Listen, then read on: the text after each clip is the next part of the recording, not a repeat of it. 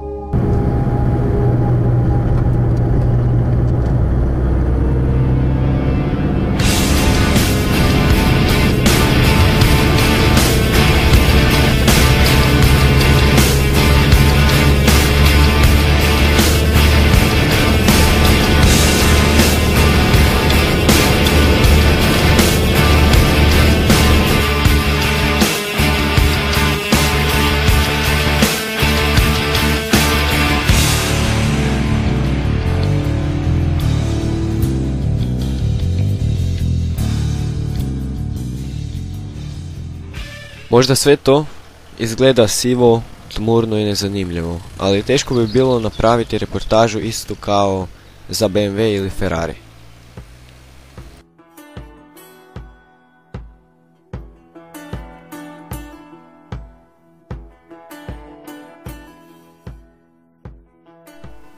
Sa ovim autom nije uzbuđenje voziti se 200, nego istraživati skrivene kutke prirode i u tome se dobro snalazi jer je dosta visoko od tla. Teško je voziti brzo i nije za neka ludovanja po cesti.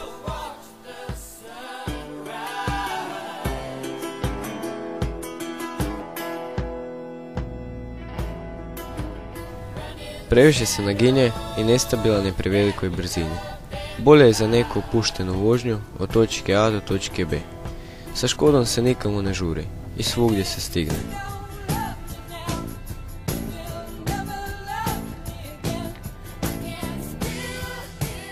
A sad malo o motoru, nema se šta tu previše reći.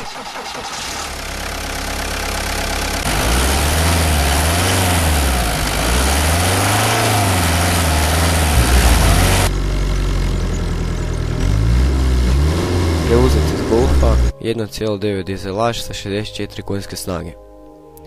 Tu je opet na dijelove spomenuta jednostavnost.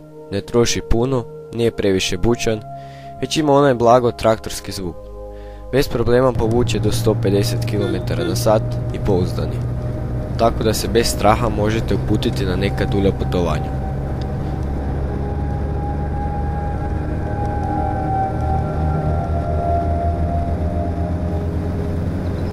I za kraj, auto je takav kakav je. Svaki auto je na svoj način dobar, poseban, tako dugo dok vozi.